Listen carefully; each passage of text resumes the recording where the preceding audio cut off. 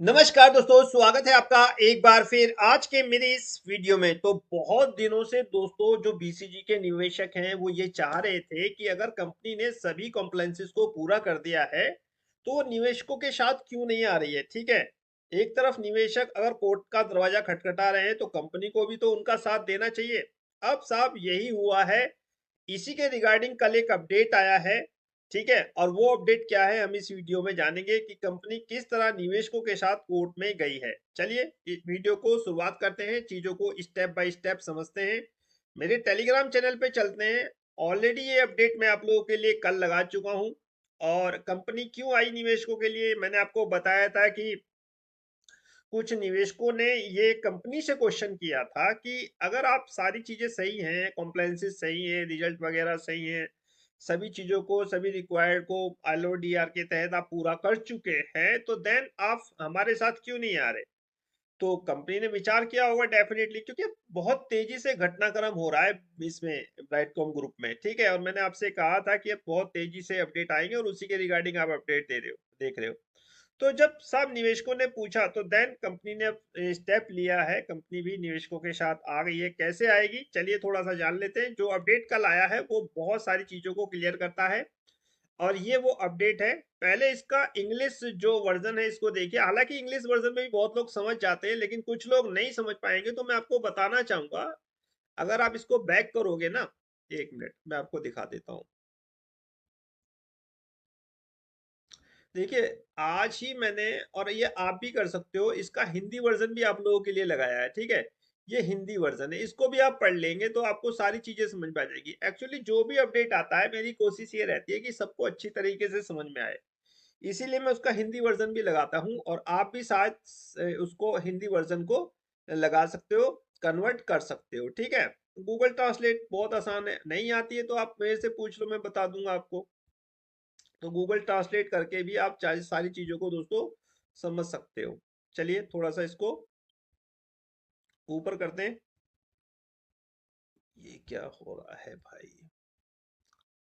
चलिए साहब, अब इसको थोड़ा सा ऊपर लेके चलते हैं दोस्तों। हाँ, यहाँ पर आइए। अब आप समझ गए होंगे ना कि आप इसको कैसे इसको इंग्लिश को हिंदी में ट्रांसफर ट्रांसलेट करके चीजों को समझ सकते हैं। जैसे कोई अपडेट आएगा, मान लिया वीडियो नहीं बन पाई और इंग्लिश में वो अपडेट है, आपको भी समझना है, तो आप क्या करो, इसको कॉपी पेस्ट कर लो। ठीक है, कॉपी पेस्ट करके गूगल पे ट्रांसलेट कर लो। अगर आपको नहीं पता मैं बता दूंगा। अब इसमें एक लाइन इंपॉर्टेंट है कि ये वाली बस। ठीक है, the company has resolved to file an implied petition before the Honorable Telangana High Court to join as co-petitioner। 8046 एक केस है जिसमें दो निवेशकों ने बॉम्बे की स्टॉक एक्सचेंज पर साहब केस किया है। उसी में को पिटिशनर बन रहा है कौन, बीसीजी। समझ रहे हैं आप। तो ये सारी चीजें हैं कि बीसीजी भी अब, जो जिन्होंने बीसीजी निवेशकों ने केस किया उनके साथ खड़ा हो गया है। और ये चाहता है, क्या चाहता है, ये क्यों खड़ा हुआ, एक्चुअली जो डिले हो रहा है रिवोकेशन में, इस कारण बीसीजी को भी बीसीजी निवेशकों के साथ आना पड़ा। इनका क्या कहना है, अगर आप पूरा पढ़ोगे ना ये अपडेट अगर आप पूरा पढ़ोगे तो आपको एक कंक्लूजन निकल के सामने आएगा। इसमें नाम भी आ जाएगा, देखिए इसमें नाम आ जाएगा। ठीक है, इसमें अजय जी का नाम आ जाएगा, संदीप जी के नाम आ जाएगा। ठीक है, राइट पिटीशन उन्होंने डाली थी। इक्या इक्या कई सारे केस आपको पता ही होंगे चल रहे हैं इस समय। तो एक ऑर्डर भी पास करा था बॉम्बे स्टॉक एक्सचेंज ने, तो उसका भी एक केस चल रहा है। ठीक है, उस ऑर्डर पे भी बॉम्बे स्टॉक एक्सचेंज ने कुछ ध्यान नहीं दिया, तो इसके अगेंस्ट फिर बॉम्बे स्टॉक एक्सचेंज पर ही साहब एक पिटीशन दाखिल की गई थी अजय जी के द्वारा। ठीक है, उसमें कंपनी को पिटिशनर बना है। समझ रहे हो ना बात, यानी कि कंपनी अब उन दो निवेशकों के साथ कंधे से कंधा मिला के कोर्ट में खड़ी हो गई है। किसके अगेंस्ट, बीएससी के अगेंस्ट। ठीक है साहब, उनका कहना है, अगर आप ये सारी चीजें पढ़ोगे ना दोस्तों तो आपको सारी चीजें क्लियर हो जाएगी।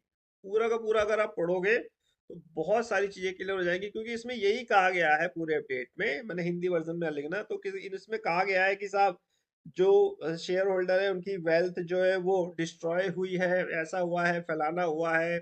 बीएससी रिवोकेशन नहीं कर रहा है जबकि हम सभी कॉम्प्लायंसेस को पूरा कर चुके हैं। ठीक है, ये सब कुछ इस अपडेट में बताया गया है। देखिए 3 केसेस के बारे में बताया गया है। 4185, ये पहला 4185 वो केस है जब ऑर्डर दिया था हाई कोर्ट ने बीएससी को कि भाई ट्रेडिंग शुरू करिए। जब ट्रेडिंग शुरू नहीं हुई, फिर ये दूसरा केस डाला गया था कंटेम्प्ट का, 637 नंबर जिसका है।